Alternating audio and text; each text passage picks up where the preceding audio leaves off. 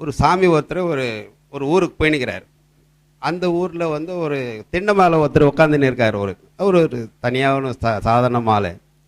அவர் கூட போயிட்டு உட்காந்து பேசின்னு இருக்க சொல்ல, என்னப்பா உங்களுக்கு யார் அண்ணன் தம்பியெல்லாம் இருக்காங்களா, குடும்பம் இருக்கு? அதெல்லாம் எனக்கு எதுவும் இல்லை சாமி, நான் ஒண்டி தான் இருக்கேன். சரி, என் கூட வாயம்பா, நீ ஏன்டா தனியாக தானே இருக்க அப்படின்னு. இல்லை சாமி, எல்லாரும் ஜனங்களை பார்க்க சொல்ல எனக்கும் ஒரு வாழ்க்கை எதனா இருக்கணும், ஒரு கல்யாணம் பண்ணணும்னு ஆசை. அப்படியா, சரி, என்னை போலவே இருக்கணும் பண்ண அவர் ஆசீர்வாதம் மட்டும் போயினுக்கிறார். சரி, அவருக்கும் கொஞ்ச நாள் பொறுத்து ஒரு கல்யாணம் ஆயிடுது. சரி, திருப்பி வர சொல்ல பார்த்தா அவர் அதே இடத்துக்கு ஒரு 4-5 வருஷம் பொறுத்து வராரு. வர சொல்ல பார்க்க சொல்ல அந்த இடத்துல அவருக்கு கல்யாணம் ஆகிட்டு இருக்காரு. ஏப்பா, நீங்கள் நினச்ச மாதிரி கல்யாணம் பண்ணிட்டுக்கிற வீடெல்லாம் இருக்குது, சரி இப்போ அது வரையான்னு. இல்லை சாமி, எல்லாரும் பசங்களோடு இருக்காங்க, எனக்கும் பசங்க தேவைப்படும், ஒரு குழந்தை 2 குழந்தை நானும் பார்த்து. சரி, அப்படியே இருப்பான்னு ஆசீர்வாதம் போட்டு போகிறாரு. போயிட்டு இன்னும் ஒரு 5-6 வருஷம் பொறுத்து வராரு. அங்கே திருப்பி வர சொல்ல பார்க்க திருப்பி அவர்கிட்ட பேசுகிறார். பேச சொல்ல அவருக்கும் கல்யாணம் 2 பசங்க இருக்காங்க.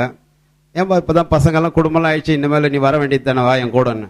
இல்லை சாமி, எல்லாரும் குடும்பம் பசங்களுக்கு கல்யாணம் பண்ணோம், சரி அவங்களுக்கு முடிச்சிடலாம் அப்படின்னு. சரி, திருப்பியும் ஆசீர்வாதம் மட்டும் அவர் போகிறாரு.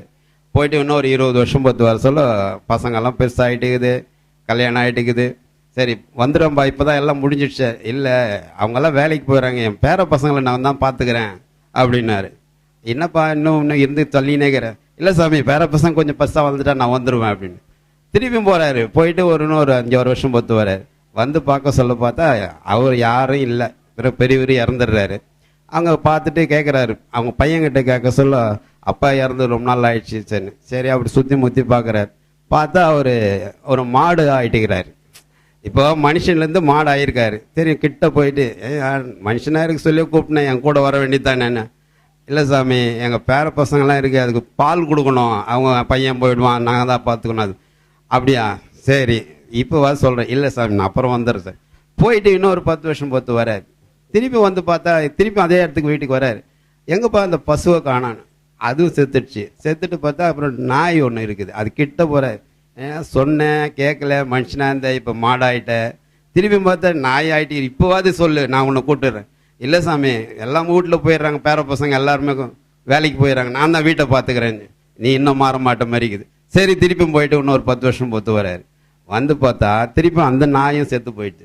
என்னடா சுற்றி பார்க்குறாரு. அப்புறம் பார்த்தா அப்போல்லாம் பெரிய பானை ஒன்று இருக்கும், உள்ள ஒரு கிராமத்தெல்லாம் மூலையில் வருது. அங்கே பார்த்தா ஒரு பாம்பு ஒன்று இருக்கும். சரி, கிட்ட போகிறாரு. பார்த்தா அறிவு கம்மியாக, இப்போ ஒரு அறிவு கிட்ட வந்துடுச்சு. அது கிட்ட போய் கேட்குறாரு, என்னவா நீ பாம்பா ஆகிட்டுக்கிறியா, இத்தனை வருஷம் மனுஷனாக இருந்த, மாடாக இருந்த, நாயான, இப்போ பாம்பா ஆகிட்டுக்கிறியா, இப்போ கூட சொல்லுன்னு.